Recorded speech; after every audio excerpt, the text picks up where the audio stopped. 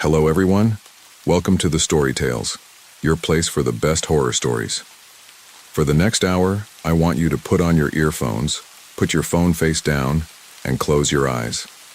Relax, and let this story take you to a world full of chills and mystery.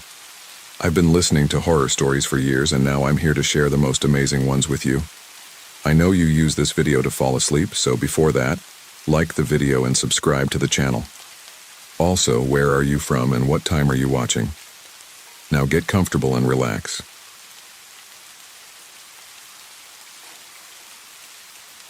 I didn't expect anything strange to happen when I moved into the old house at the edge of Maplewood. It wasn't the fanciest place, but it was mine. A 2-story fixer-upper with creaky floors, a drafty attic, and walls that begged for a fresh coat of paint. For me, it was perfect. A new start. The first few weeks were spent unpacking boxes and making the house feel like home. I cleaned every corner, patched up a few holes, and painted over the dingy, faded walls. My bedroom, the heart of my new home, was my favorite project. I chose a light, warm shade of cream for the walls, hoping it would brighten the space and make it cozy. I spent an entire Saturday painting, my arms aching by the time I rolled the last stroke across the wall. I smiled at my work before leaving the room to let it dry overnight. That's where everything began. The next morning, as I stepped into the room, my eyes immediately went to the far corner of the wall. Something wasn't right. Small red spots dotted the fresh paint, no bigger than pinheads. They were clustered together like freckles on pale skin. I frowned, stepping closer to inspect them. The paint had dried perfectly smooth the day before, so where had these marks come from? I reached out and touched one with the tip of my finger. It felt dry, smooth, like it wasn't even on the surface, but somehow part of the wall itself. Confused, I leaned in to get a better look. The spots seemed flat, almost like they were blended into the paint. Must be a defect, I muttered, shaking my head. Maybe the paint had reacted to something on the wall. It didn't seem serious, so I shrugged it off and headed out for work, promising myself I'd fix it later. When I came home that evening, brush and leftover paint in hand, I was ready to cover up the spots. But the moment I stepped into the room, I froze. The red marks weren't just in the corner anymore. They had spread. Thin, faint lines now snaked out from the original spots, branching across the wall like veins. The sight of them made my stomach twist. Okay, this is weird, I whispered to myself, running a hand through my hair. Was there something wrong with the paint? Or was this mold? I grabbed the can of paint and went outside to examine it under the porch light. I stirred the contents, looking for any signs of contamination. Nothing. The paint was perfectly smooth and even. My unease grew, but I convinced myself it was some kind of chemical reaction and decided to paint over it again. I spent the next hour meticulously covering the red lines. With each stroke of the brush, I felt a strange pressure in the air, like the room was holding its breath. I turned on a small desk lamp for better lighting and worked until the lines were completely hidden beneath a fresh coat of paint. When I was done, I stood back and sighed in relief. The room looked normal again. I closed the door and headed to the living room, trying to push the strange incident out of my mind. That night, I dreamed of walls closing in around me. In the dream, the walls weren't solid. They seemed alive, breathing and pulsing with a faint red glow. I woke up with a start, my chest tight and my forehead damp with sweat. It was just a dream, I told myself. Nothing more. Around 2 a.m., I got up to grab a glass of water. As I walked past the bedroom, I noticed a faint light coming from under the door. My heart skipped a beat. I had turned off all the lights before leaving the room. Slowly, I pushed the door open, and what I saw made my breath catch. The red lines were back. They spread further now, twisting and turning like the roots of a tree, glowing faintly in the darkness. The sight was both mesmerizing and terrifying. I flipped on the overhead light, and the glow vanished instantly, but the lines remained. They looked brighter, more defined, as if they had pushed through the fresh paint overnight. I backed out of the room, my pulse racing. "What is going on?" I whispered, my voice trembling. I couldn't make sense of it. The lines didn't smear when I touched them. They didn't feel wet or sticky. They were just there. The next morning, I called the hardware store where I'd bought the paint, hoping they could explain it. The employee I spoke with sounded puzzled. "I've never heard of anything like that," he said. "Are you sure it's not mold or rust coming through the walls?" "Mold doesn't glow," I muttered, but I didn't press the issue. He clearly didn't have an answer.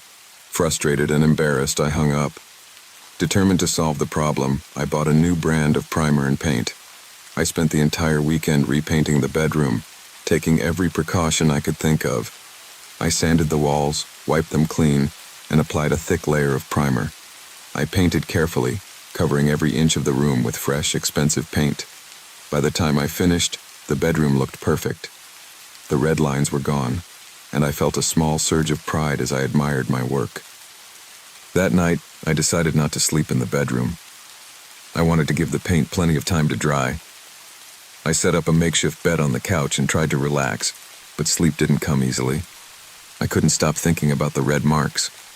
Every time I closed my eyes, I saw them in my mind, twisting and spreading across the walls. I told myself it was just my imagination, but the unease lingered. Around midnight, I heard a faint noise, a soft tapping sound, like someone drumming their fingers against a wooden surface. It was coming from the bedroom. My throat tightened as I sat up, straining to listen.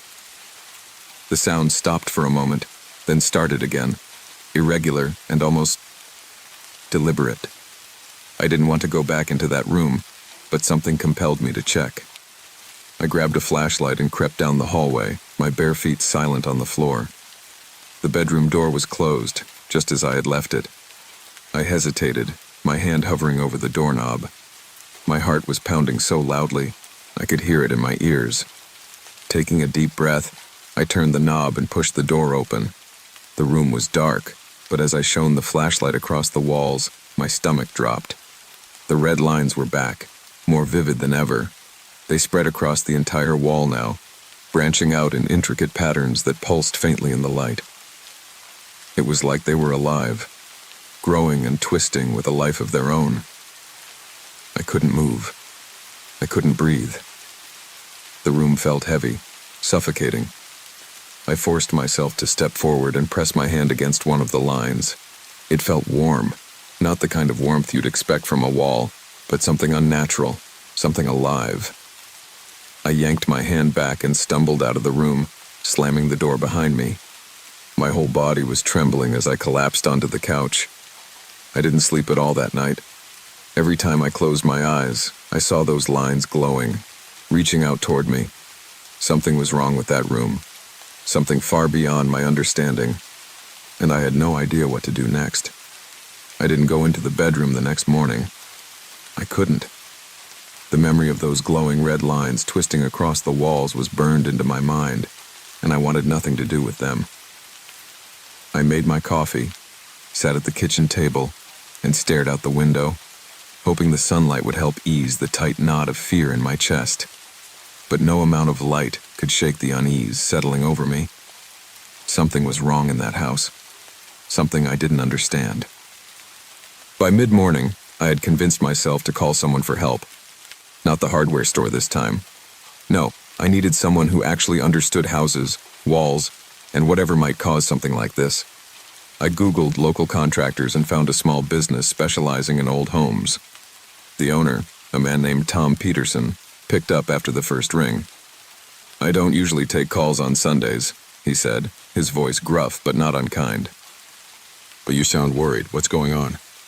"It's probably nothing," I began, hesitating. "But I've been having issues with the walls in my house. There's something strange showing up. I think it might be a structural issue, or maybe something to do with the paint." Tom hummed thoughtfully. "What kind of strange?" I struggled to explain without sounding crazy. "It's hard to describe. Red lines. They keep appearing no matter how many times I paint over them. They don't smear or scrape off, and they almost look like they're glowing sometimes." There was a long pause on the other end of the line.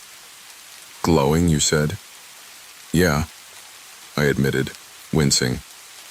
I know it sounds ridiculous, but I'll swing by tomorrow morning, he interrupted. First thing, let's take a look together. Relief flooded me. Thank you. I really appreciate it. I spent the rest of the day avoiding the bedroom. I didn't even open the door. Instead, I focused on cleaning the rest of the house, trying to keep busy.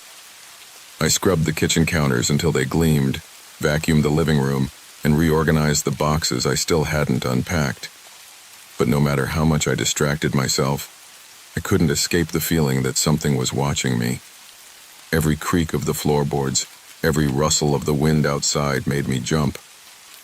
That night, I slept with the lights on, curled up on the couch with a blanket pulled tightly around me.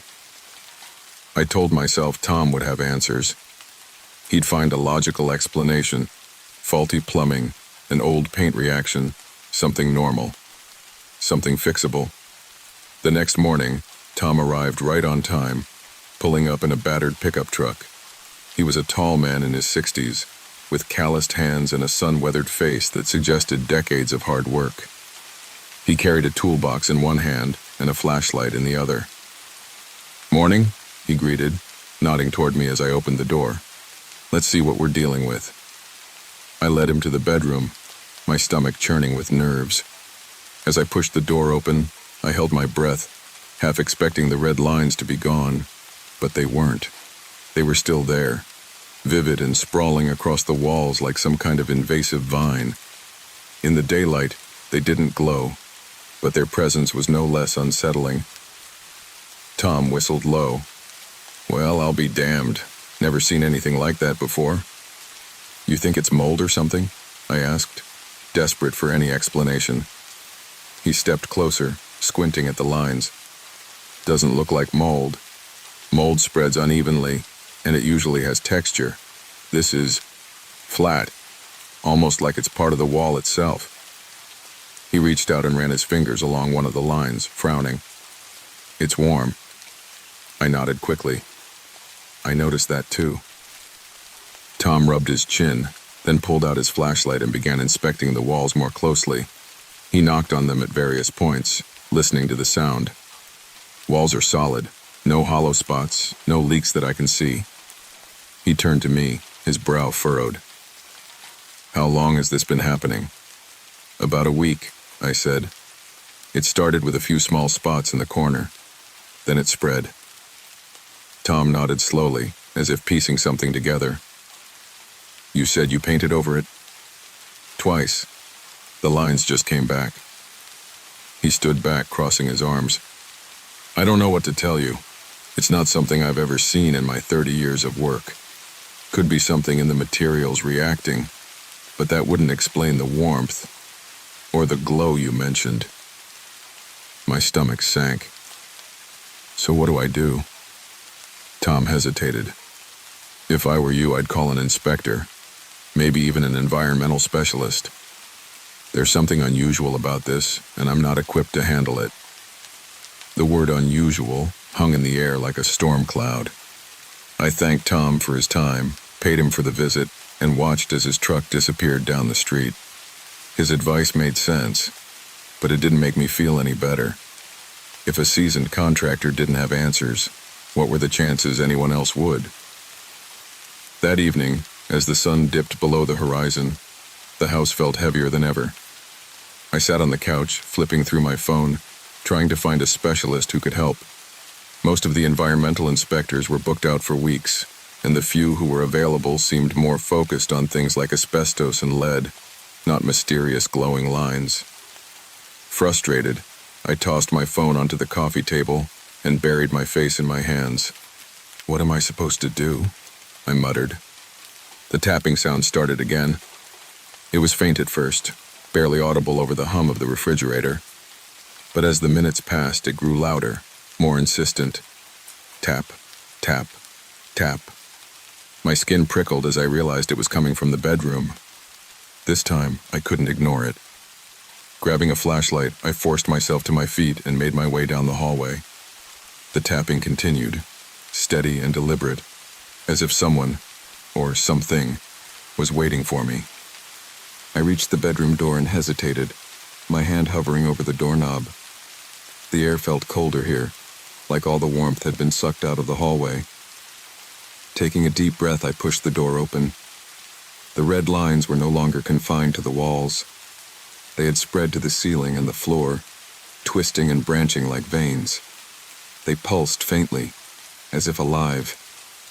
And in the center of the room, just above the bed, a dark shape was forming. It wasn't solid. It looked like a shadow, but darker than any shadow I'd ever seen.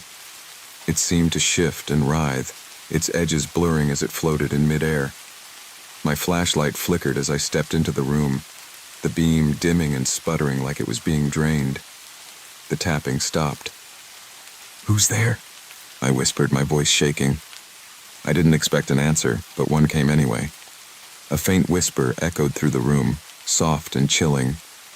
It didn't sound human. It was fragmented, like multiple voices speaking at once.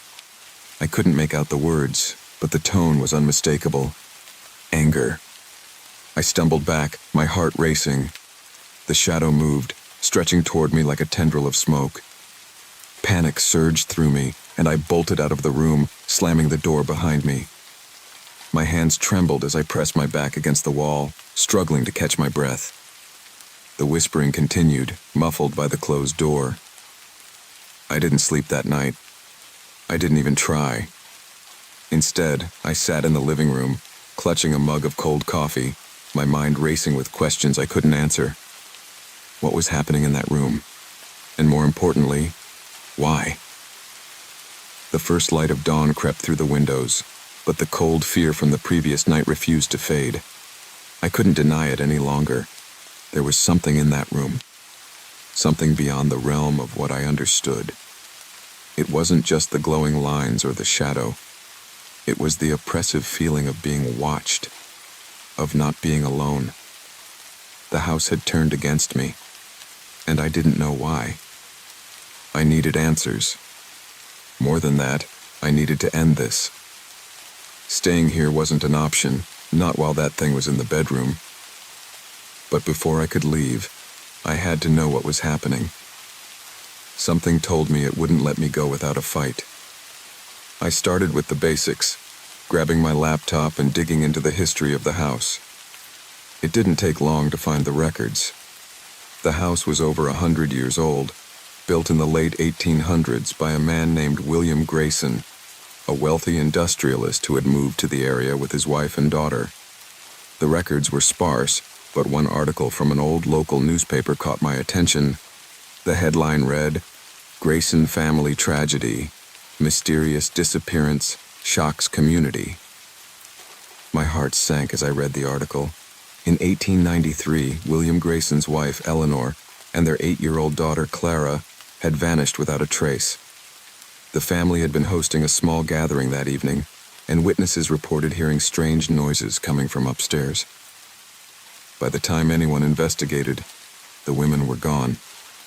No signs of a struggle, no evidence of where they had gone, just an empty room and a broken mirror. Grayson had lived alone in the house after their disappearance, descending into isolation and madness. Neighbors claimed to hear him shouting late at night, talking to someone who wasn't there. He died 10 years later, his body found in the very same room where his wife and daughter had vanished. The cause of death was ruled as a heart attack, but rumors swirled that he'd been driven to his end by something unnatural. I sat back, my hands shaking as I closed the laptop. The bedroom. Of course, it had to be that room. Whatever had happened all those years ago, it had left a scar on this house. A scar that was now bleeding into my life. I couldn't wait any longer. If I was going to confront this thing, I needed help. I scrolled through my phone until I found the number of the one person who might believe me. Tom Peterson. "Tom, it's me," I said as soon as he picked up. "I need your help." His voice was cautious. "What's going on?" I hesitated. "It's not just the walls. There's something in the house. I can't explain it, but I think it's dangerous." There was a long pause. Then, "I'll be there in an hour." True to his word, Tom arrived with more tools and a skeptical expression. I didn't waste time trying to convince him further. Instead, I led him straight to the bedroom. As soon as I opened the door, I knew something had changed. The red lines had spread further, covering every inch of the walls, ceiling, and floor. They pulsed faintly, as if alive, and the room felt impossibly cold. The shadow in the center of the room had grown larger, more defined. It wasn't just a dark shape anymore. It had a presence, a weight that pressed down on the air. Tom swore under his breath. "What the hell is this?" "I don't know," I said, my voice trembling. "But I think it's connected to the house's history. The Grayson family." He held up a hand to stop me. "History or not, this isn't normal. We need to figure out what's behind those walls. Whatever's causing this, it's got to be physical." He set to work, pulling out tools and prying at the baseboards. I helped where I could, though my hands were shaking so badly it was hard to grip anything. We worked in silence, the only sound the creak of wood and the occasional scrape of metal. After an hour, we uncovered a section of the wall that looked wrong. The wood was darker, almost black, and it felt brittle under our fingers. Tom pulled out a crowbar and wedged it into the seam, grunting as he pried the panel loose. Behind the wall was a small hidden compartment. Inside was a bundle wrapped in old, tattered cloth. The moment we uncovered it, the temperature in the room dropped even further, and the shadow in the center of the room began to twist and writhe violently. Tom hesitated, his face pale. "I don't like this." "Me neither," I admitted. But I reached for the bundle anyway, pulling it free from the wall. The cloth crumbled under my touch, revealing what was inside. A child's doll. It was old, its porcelain face cracked, and its dress yellowed with age.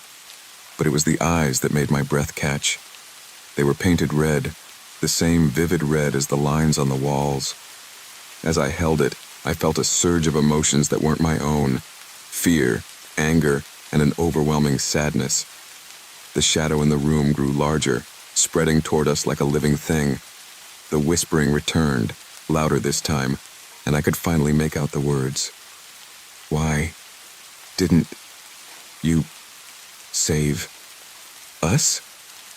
The voice was high and childlike, laced with despair. My chest tightened as I realized what I was hearing. "Clara," I whispered. Tom grabbed my arm. "We need to leave. Now." But I shook my head. "No. She's not trying to hurt us. She's trapped." The shadow surged, and the room seemed to tilt. The lines on the walls flared brighter, and the air was filled with a deafening roar. I clutched the doll tightly, my mind racing. If this was Clara, if her spirit was still tied to this house, then I had to find a way to set her free. "Clara!" I shouted over the noise. "I'm here. I'll help you, but you have to show me how." The whispering paused, and for a moment, everything went still. Then the lines on the walls began to move, shifting and curling until they formed words. "Find her. Bring us together." My heart pounded as I realized what she meant. Her mother. Eleanor's spirit must still be trapped too, somewhere in the house. I glanced at Tom, who nodded grimly. "Let's do it," he said. We searched the house from top to bottom, tearing through walls and checking every hidden nook and cranny. Finally, in the attic, we found another bundle, identical to the one in the bedroom. This one contained an old locket, its chain rusted but its contents intact, a tiny portrait of a mother and child. As soon as I touched it, a wave of warmth spread through me, chasing away the cold that had settled in my bones. I carried the locket and the doll back to the bedroom, my hands trembling. The shadow was waiting, larger and darker than ever. The moment I stepped into the room, it surged toward me, but I held my ground. "I found her," I said, holding up the locket. "Clara, she's here." The shadow froze, then began to shrink, collapsing in on itself. The red lines on the walls dimmed, their glow fading until they were nothing more than faint marks. The air grew warmer, and the oppressive feeling lifted. And then, for the first time, I felt it, a sense of peace. A soft, warm breeze swept through the room, carrying with it the faint sound of laughter. Clara and Eleanor were gone, finally free. Tom and I stood in the empty room, both of us too shaken to speak. Eventually, he broke the silence. "Whatever that was," he said, "let's hope it's over." I nodded, my throat tight. "It is. I can feel it." The house felt different after that. Lighter, almost welcoming. I stayed, and over time it became a home, a real home, not just a place to live. But I never forgot Clara and Eleanor, and I never removed the faint red lines on the walls. They were a reminder of the past, a scar that had finally healed. The Grayson family's story had ended, but my life here was just beginning.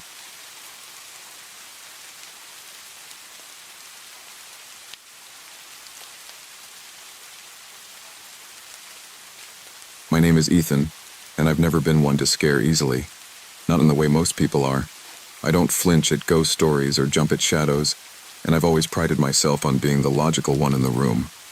But that was before I started working at that warehouse, a massive, creaking industrial complex on the outskirts of Ridgewood. The place had its quirks, broken-down machines, flickering lights, and the kind of unsettling silence that made even the hum of a vending machine feel like company. But I'd gotten used to it, until 2 weeks ago. It started on a regular Monday morning. I was waiting in line at the security checkpoint when I overheard 2 workers ahead of me whispering. I didn't mean to eavesdrop, but one of them spoke a little too loudly. "And the noises, man. Late at night, coming from the old cafeteria," the taller one said, his face pale as if he hadn't slept in days. The shorter guy scoffed. "You believe that crap? It's just pipes. This whole place is ancient." "Maybe, but I heard them. It wasn't just pipes. It sounded like people eating." I shook my head and turned back to my phone, trying to ignore their conversation. This place was full of rumors. Ghosts in the storage rooms, a cursed elevator that stopped between floors, shadows that followed you when you weren't looking. It was all just part of the atmosphere, like the cold coffee from the break room. Still, as I walked to my station, their words lingered in the back of my mind. That day, I had a long list of maintenance checks to complete. My job wasn't glamorous, mostly making sure the equipment didn't fall apart and that the workers stayed safe. Around mid-morning, I found myself near the old wing of the building. Most of it had been shut down years ago after a fire gutted part of the structure. The cafeteria was at the end of the main corridor, behind a heavy steel door that nobody ever used. The newer, renovated break area was on the other side of the complex, and that's where everyone ate. But as I walked past that door, something stopped me. It wasn't a sound or a smell, just a feeling, like I was being watched. I paused, glancing at the scratched paint and rusted hinges. A faint draft whispered through the corridor, making the hair on my arms stand up. I told myself it was just the air conditioning, but my feet wouldn't move. Before I realized it, I was reaching for the door handle. The metal felt colder than it should have, even for a building this chilly. I pushed, and the hinges let out a long, drawn-out creak that echoed down the corridor. The sound made me shiver. Stepping inside, I blinked to adjust to the dim light. Most of the overhead fixtures were either dead or barely flickering. The tables stood in neat rows, just as they had the last time I peeked in here weeks ago. But something was different this time. There were plates on the tables. At first, I thought maybe the cleaning crew had left them behind. But as I walked closer, I realized they weren't ordinary plates. They were chipped, stained with dark, rust-colored smudges that looked like they'd been sitting there for decades. The utensils were tarnished, their edges dulled, and arranged in eerily perfect rows. Forks, knives, and spoons, all lined up as if waiting for someone to sit down and eat.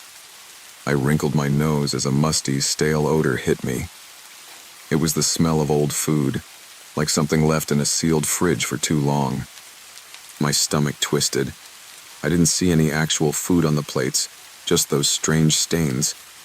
And yet the smell seemed to grow stronger the longer I stood there. Something about the scene didn't feel right. The air felt heavy, pressing down on my chest like a weight. I couldn't explain it, but I felt like I was intruding, like I wasn't supposed to be there. Then I heard it.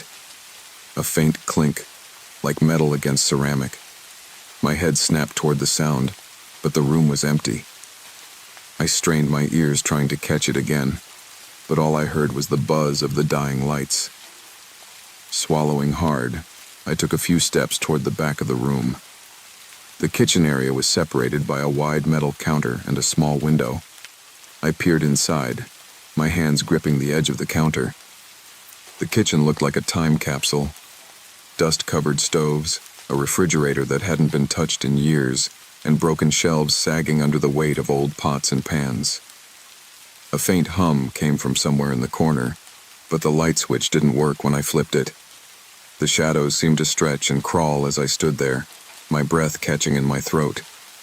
Then, just as I was about to turn away, I felt it. A presence. It wasn't something I saw or heard. It was something I felt deep in my gut, like an invisible set of eyes boring into the back of my head. My skin prickled, and my pulse quickened. I turned around so fast I nearly lost my balance, expecting to see someone, or something, standing behind me. There was nothing. There was just the empty cafeteria, silent and still. I didn't stick around after that. I practically bolted out the door, the squeak of the hinges echoing in my ears as I fled down the corridor. My heart was racing, my palms clammy, and my thoughts scrambled. By the time I reached the break room, I'd convinced myself I was overreacting. It had to be the isolation of that wing, the dim lighting, the stale air. It played tricks on my mind, that's all. At least, that's what I told myself. When I mentioned the plates and utensils to a couple of coworkers during lunch, they just laughed. "It's probably junk from the fire," one guy said, dismissing me with a wave of his hand. Another warned me to stay away from the old wing altogether. "That place is a health hazard," he said. "Mold, rot, you name it. You don't want to breathe that stuff in." But something about the way he avoided my gaze made me think he knew more than he was letting on. That night, I couldn't sleep. Every time I closed my eyes, I saw those plates. I imagined shadows sitting at the tables, their hands reaching for the tarnished forks and knives. I could hear the faint clinking sound again, growing louder and louder until it filled my ears. When I finally drifted off, my dreams were worse. I was back in the cafeteria, but it wasn't empty anymore. The tables were full of people. No, not people. Figures. They were hunched over their plates, their faces shrouded in darkness. Their hands moved methodically, scraping forks and knives against the ceramic. I tried to back away, but my feet wouldn't move. One of them turned toward me, its head tilting at an unnatural angle. I couldn't see its eyes, but I could feel its gaze, heavy and cold. It whispered my name. I woke up drenched in sweat, my heart hammering against my ribs. The room was dark, but for a split second, I thought I saw a shadow move across the ceiling. I didn't sleep for the rest of the night. The next morning, I told myself I wouldn't go back to the cafeteria. It wasn't worth it. But as the day wore on, I found myself drawn to that corridor again. Maybe it was curiosity, or maybe it was something else. Either way, I needed answers. The steel door loomed at the end of the hallway, slightly ajar. That was unusual. It was a heavy door, and it didn't stay open on its own. I hesitated, my hand hovering over the handle. The air felt colder here, and the faint smell of burnt food lingered in the corridor. I pushed the door open, and my stomach dropped. The plates were still there, but now there were more of them, at least a dozen, spread across several tables. The stains on the ceramic looked darker, almost fresh, and the utensils were arranged with a precision that made my skin crawl. I swallowed hard, trying to steady my breathing. The room felt heavier than before, the air thick and suffocating. As I stepped inside, the faint clinking sound returned, just loud enough to make my skin prickle.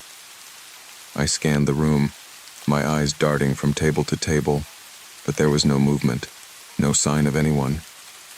Then I heard it, a whisper, soft and breathy, like someone saying my name. Ethan. My heart stopped. The voice came from the far corner, near the kitchen window. I froze, my legs refusing to move. The whisper came again, louder this time, sending a shiver down my spine. I didn't stay to find out who, or what, was calling me. I turned and ran, the sound of my footsteps echoing in the empty hallway. As I fled, I could feel the weight of that presence behind me, following, watching. When I reached the safety of the main building, I stopped to catch my breath. My hands were shaking, and my chest felt tight. I glanced back down the corridor, but the steel door was closed, as if nothing had happened. I knew one thing for sure. I wasn't imagining it. Something was in that cafeteria. Something that didn't want me to leave. Or maybe, something that didn't want me to stay away. I couldn't stop thinking about the whisper. It stayed with me for the rest of the day, echoing in my mind like a broken record. My name, spoken in a voice that wasn't quite human. I tried to focus on my tasks, but everything felt distant, like I was watching the world through a fogged window. By the time my shift ended, I'd convinced myself not to go back. It was too dangerous, or maybe just too insane. Whatever was in that cafeteria wasn't something I wanted to deal with. I told myself to forget about it, to leave the mystery unsolved. But deep down, I knew that wasn't going to happen. That night, I lay awake, staring at the ceiling. Every creak of the old apartment building made me jump. I thought about calling in sick the next day, but the thought of staying home didn't make me feel any safer. I couldn't shake the feeling that whatever was in that warehouse wasn't confined to the cafeteria. It felt bigger, like it could reach me wherever I went. At around 3 a.m., I gave up on sleep and pulled out my laptop. I started searching for anything about the warehouse's history, hoping to find some logical explanation for what I'd seen. It didn't take long to uncover a story, a tragic one. The warehouse used to be part of a larger complex owned by a company called Hartwell Industries. Back in the 1980s, it was a booming operation, employing hundreds of workers. But in 1987, there was an accident, a massive fire that broke out in the old wing, killing 14 employees. Most of the victims were in the cafeteria, trapped when the fire spread too quickly for them to escape. The cause of the fire was never officially determined, though rumors ranged from faulty wiring to arson. I stared at the article, my skin crawling. The cafeteria, the fire. It couldn't be a coincidence. But what did it mean?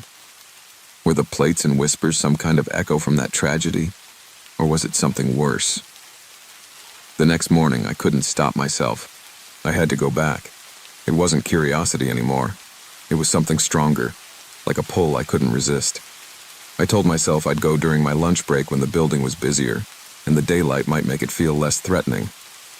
When the time came, I grabbed a flashlight from the maintenance room and headed toward the old wing. My stomach churned as I walked down the familiar corridor. The steel door was closed again, but the draft still whispered through the cracks. My hand hesitated on the handle for a moment before I pushed it open. The cafeteria looked the same as before, except for one thing, the plates. There were more of them. They covered almost every table now, arranged in the same eerie precision. My flashlight beam flickered over the tarnished utensils and the dark stains on the ceramic. The air was thicker this time, heavy with the smell of burnt wood and something else. Something metallic, like blood. I stepped inside, my heart pounding. Every instinct told me to leave, but I couldn't. I needed to know what was happening here. The clinking sound started again, faint and irregular, like someone tapping a spoon against a plate. I scanned the room, but there was no movement. The sound seemed to come from everywhere and nowhere at once. "Ethan." The whisper sent a chill down my spine. It was louder this time, more insistent. My flashlight trembled in my hand as I swung the beam toward the kitchen window. The darkness inside seemed deeper than it should have been, swallowing the light like a black hole. "Who's there?" I called out, my voice cracking. There was no response, just the faint clinking and the oppressive silence that followed. I took a step toward the window, then another. The pull was stronger now, like an invisible hand guiding me forward. As I approached, the whisper came again, clearer this time. "Help us." My breath caught in my throat. The words were soft but unmistakable, filled with a desperation that made my chest tighten. I reached the counter and leaned over, shining the flashlight into the kitchen. At first, I saw nothing but the same dust-covered appliances and broken shelves. But then, something moved. A shadow flickered across the far wall, just out of reach of the light. It wasn't the kind of shadow cast by a person. It moved too fluidly, too deliberately, like it had a mind of its own. I froze, my pulse hammering in my ears. "Please." The voice was closer now, as if it were right behind me. I spun around, my flashlight sweeping the room, but there was nothing there, just the empty tables and the endless plates. And then the lights went out. I stood in complete darkness, my flashlight the only source of illumination. The hum of the dying fixtures was gone, replaced by an unnatural silence. My breathing sounded too loud, too sharp, as I fumbled to steady the beam of light. The clinking grew louder, echoing off the walls. It was no longer faint or irregular. It was rhythmic, like the ticking of a clock. I backed away from the counter, my flashlight shaking in my hand. "Who's there?" I shouted, my voice trembling. The clinking stopped. For a moment, there was only silence. Then, from the corner of the room, I saw it. A figure. It was barely visible in the flashlight's beam, more shadow than substance. Its shape was distorted, shifting as it moved toward me. I stumbled back, my legs threatening to give out beneath me. The figure stopped at the edge of the light, just out of reach. I could feel its presence, cold and heavy, pressing against my chest. "Help us!" The voice came again, but this time it was different. It wasn't just one voice, it was many, layered on top of each other, like a chorus of whispers. "What do you want?" I asked, my voice barely audible.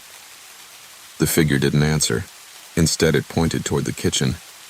Its hand, or what passed for a hand, was skeletal, the bones dark and brittle, like charred wood. The gesture was slow, deliberate, and filled with an urgency I couldn't ignore. I didn't want to go back there, but I couldn't stop myself. My feet moved on their own, carrying me toward the kitchen window. The air grew colder with each step, and the smell of burnt wood and metal grew stronger. As I reached the counter, the whispers grew louder, overlapping until they were a deafening roar.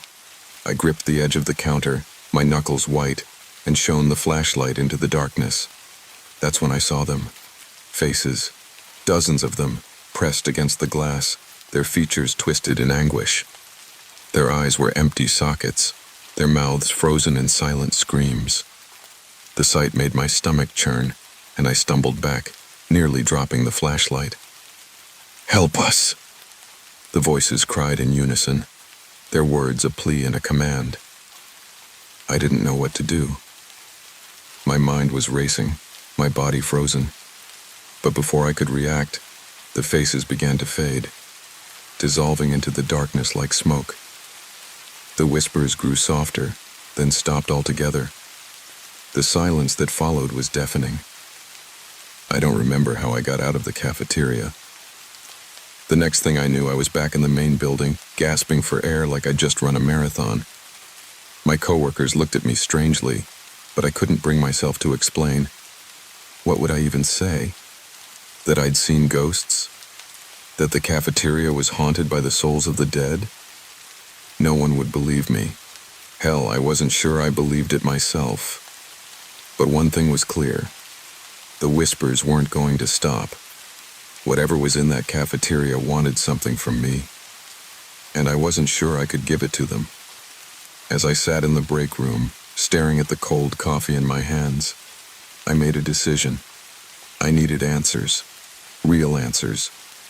If I wanted to make sense of what was happening, I'd have to dig deeper into the history of the warehouse, because whatever was haunting that place wasn't just an echo of the past, it was still alive. The next few days felt like a blur, each one blending into the next. I couldn't shake the feeling that something was closing in around me. My coworkers, oblivious to the horrors I had witnessed, went about their work as usual. But I couldn't focus. The whispering voices haunted me, and the image of those faces, twisted in pain, desperate for release, kept replaying in my mind. I couldn't ignore the pull to return to the cafeteria. It was as if the place itself was calling to me, urging me to uncover the truth. I'd been researching nonstop, going through old newspaper archives, company records, and even employee reports. But nothing gave me the full picture. There were bits and pieces, fragments of stories about the fire that claimed the lives of those 14 workers, but it didn't explain the apparitions I had seen, the whispers, or the unnatural feeling that filled the air in that cursed room. On the morning of the third day, I couldn't put it off any longer. I had to go back. This time, though, I wasn't just going to stand there, paralyzed by fear. I needed to understand what had happened in that warehouse. I needed to know what I was up against. So, I packed a bag, flashlight, notebook, and a few tools, and made my way to the warehouse once again. The building seemed quieter than usual, the air thick with a stillness that made it hard to breathe. As I passed through the hallways, my footsteps echoed louder than I'd ever noticed before.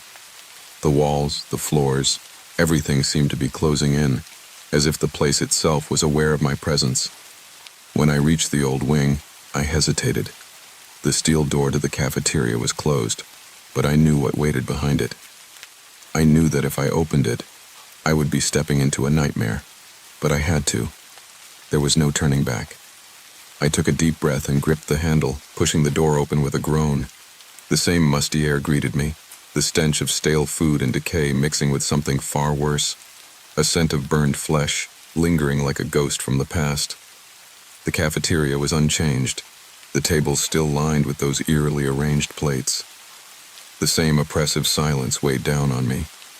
But this time, I wasn't afraid. I had come here for answers. I walked further into the room, the beam of my flashlight cutting through the darkness. The whispers started almost immediately, quiet at first, then growing louder, more urgent. They surrounded me, coming from all directions, as though the walls themselves were speaking. "Help us." The voices, were unmistakable, layered in a chorus of desperation. The chilling words wrapped around me like chains, pulling me deeper into the room. I clenched my fists, determined not to let fear control me. I had to know what had happened to these people, to understand why they were still here. I turned my attention to the kitchen window, the place where I had seen the faces before. But now, there was something new, something I had missed before. The shadows behind the glass were moving again, but this time they weren't just flickering. They were shifting, forming shapes, growing darker, thicker. The whispering intensified, as though the walls themselves were shaking with the weight of the spirits trapped within. Who are you?" I asked, my voice trembling despite my best efforts to sound strong. The shadows seemed to pause, then slowly moved into the light. And then, for the first time, I saw them. Faces, not disembodied like the ones I had seen before, but full, complete faces. Their eyes were wide with fear, their mouths open in silent screams. They pressed against the glass, their hands reaching out as if begging for release. I could feel their pain, their torment, radiating through the very air around me. "Please," one of them whispered. "Help us." I staggered back, my chest tightening as the faces seemed to draw closer. I couldn't look away, even as the urge to run grew stronger with every passing second. These weren't just spirits. They were souls in torment, trapped in this place, forever bound to the site of their death. The fire that had taken their lives hadn't been the end. It had been the beginning of something far worse. I had to get out of there. But before I could turn to leave, the room seemed to shift. The walls twisted, the ceiling buckled, and the floor groaned as if the entire building was alive, stretching and contracting around me. I stumbled, my flashlight flickering as the shadows grew longer, more grotesque. The whispers were deafening now, overlapping, filling the room with the sound of 1,000 voices crying out in pain and sorrow. They weren't just asking for help anymore. They were angry. "You left us to burn," they screamed, their voices rising in a cacophony of rage. "You didn't help us." The floor beneath me shook violently, sending me crashing to my knees. The flashlight flew from my hand, and for a moment, I was plunged into total darkness. But I could still hear them, feel them all around me. Those tormented souls, their fury and pain tearing through the air like a physical force. With a shaking hand, I reached for my bag and pulled out my notebook. I'd been writing down everything I'd uncovered so far, and I had to make sense of it all. There had to be a way to release them, to put an end to this. I rifled through the pages, my mind racing for answers. Then I found it. I had uncovered a record, a forgotten detail about the fire, a mention of a safety inspector who had been on site the day of the tragedy. The inspector had left early, claiming that the building was safe, despite warnings from the workers about faulty wiring. The report had been filed as routine, but there was something in it that stood out, a mention of a dark presence in the building, something that couldn't be explained. The inspector had noted that there had been strange occurrences, noises, and flickers of light in the cafeteria in the weeks leading up to the fire. Could it be that the inspector had sensed something? Was this place really haunted, or was there something more sinister at play? I couldn't afford to waste time thinking about it. The spirits were growing stronger, angrier. I could feel the temperature drop, the air growing heavier with each passing second. And then, I saw it. A figure emerged from the shadows, standing in the doorway of the kitchen. It was tall, its shape barely visible against the darkness. The figure's face was hidden, but the aura around it was unmistakable. Pure malice, radiating from every inch of its form. It wasn't one of the lost souls. This was something else, something far worse. "Get out," the figure hissed, its voice low and guttural. "You have no place here." I froze, my heart hammering in my chest. I had no idea what this thing was, but I knew one thing for certain. It wasn't here to help.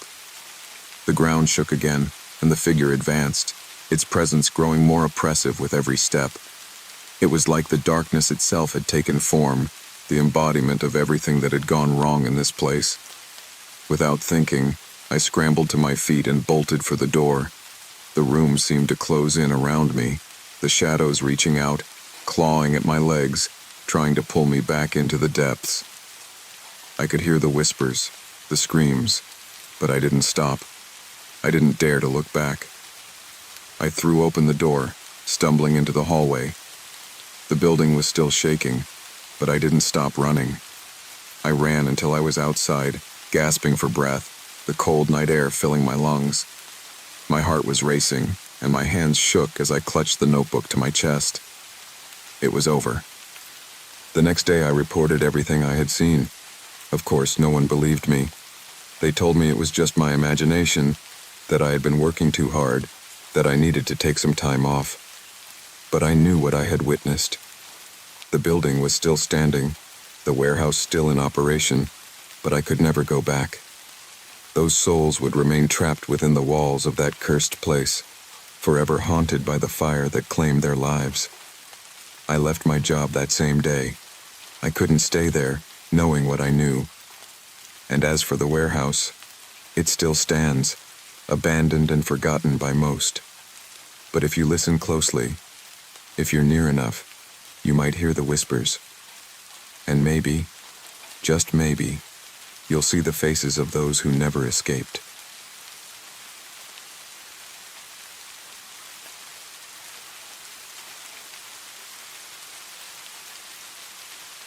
When I was a little kid, I used to spend a lot of time with my Aunt Clara. She wasn't my real aunt, but a close family friend.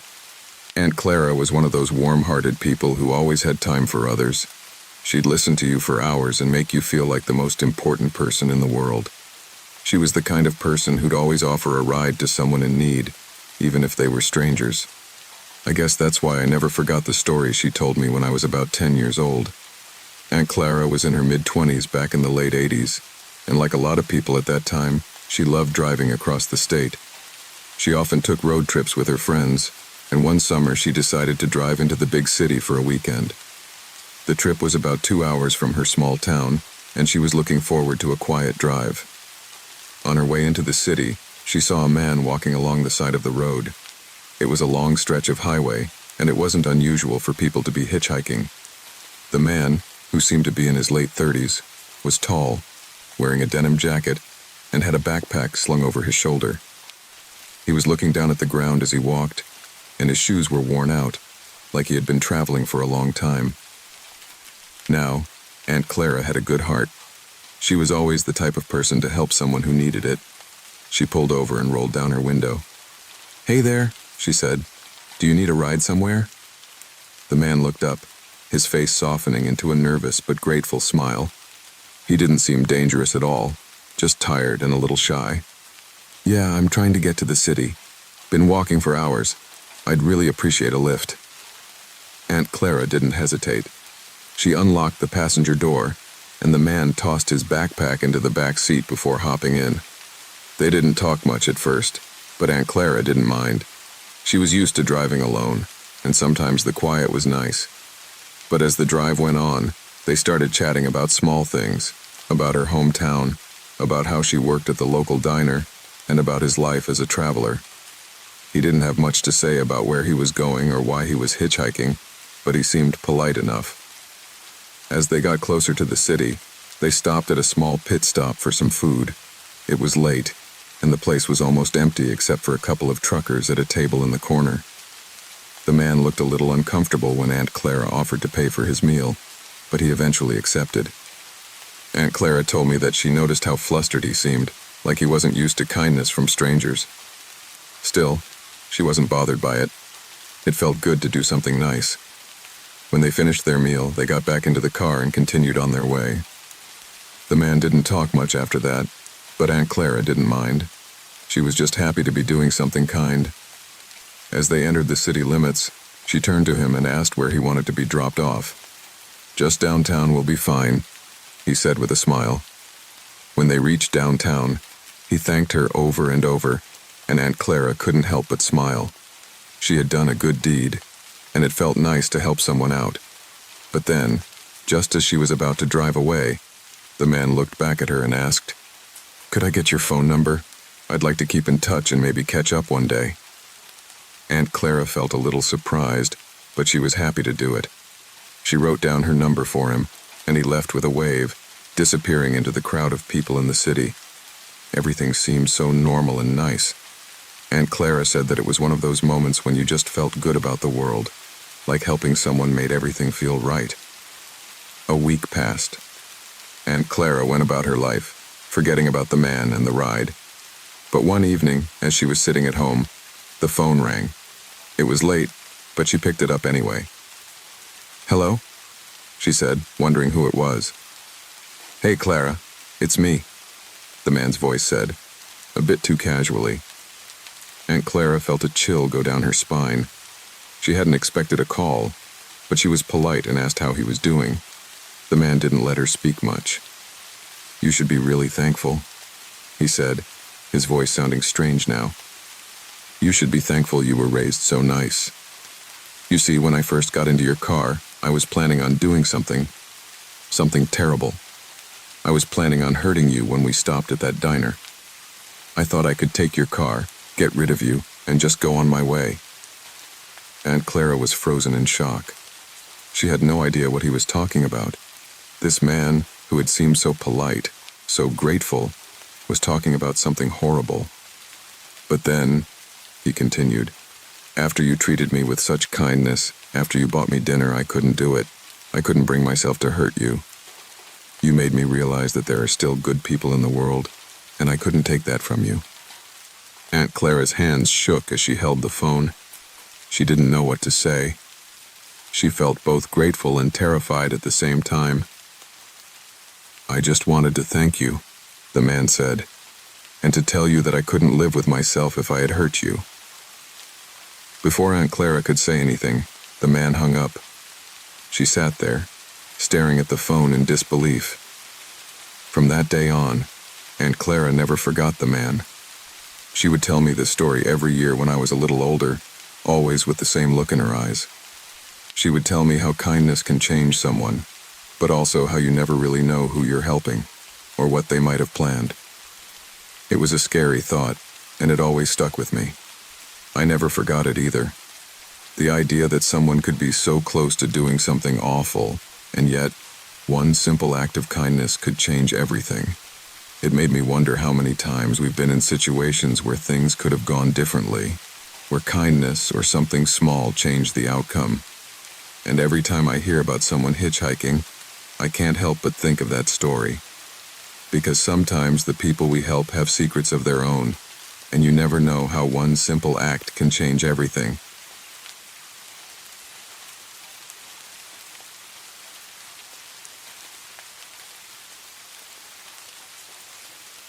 When I was younger, I worked at a small sandwich shop in a truck stop just off the highway. It was a quiet place, mostly for the truckers passing through. My name is Maddie, and I was in college at the time trying to make extra money to help pay for my classes. I worked the night shift, which seemed a bit scary to some people, especially since I was the only one there for long stretches of time. But I wasn't scared, at least not at first. The truck stop was in a small town, the kind where everyone knows everyone. I had a manager named Mr. Bishop, who was always a little gruff but kind-hearted, and my coworker Jake, who was a few years older than me. Jake was usually the one who worked with me during the night shifts, but sometimes, like tonight, he had to leave early to finish some paperwork in the office at the back of the store. That meant I was alone behind the counter for a little while, but I didn't mind. The night was peaceful, and there was always time to catch up on homework. On a chilly night just before dawn, everything changed. It was around 5 a.m., and I was starting to clean up, getting ready to head home for a few hours of sleep before my morning classes.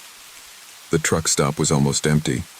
The only sounds were the quiet hum of the refrigerator and the faint clink of my cleaning supplies.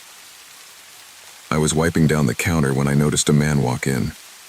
He looked like any other trucker, tired and gruff, dressed in a thick jacket with a faded cap pulled low over his face. "Morning," I said with a smile, trying to be friendly.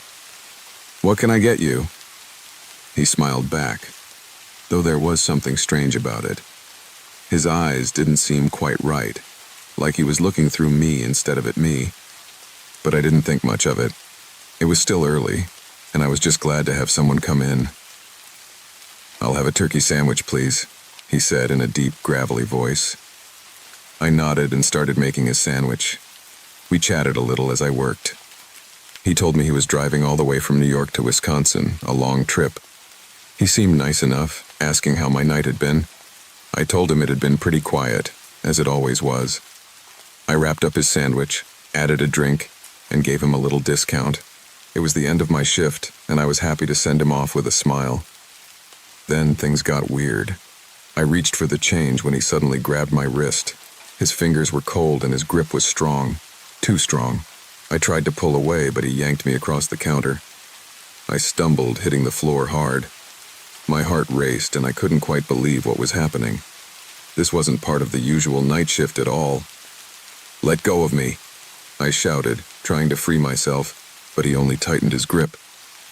Just as I started to panic, I heard a loud noise. It was Jake rushing from the back office. He must have been watching the cameras, because he was there almost immediately. The man looked up, startled, but didn't let go of me. Jake didn't hesitate. He ran toward us, shouting at the man to let me go. The man didn't fight back at first.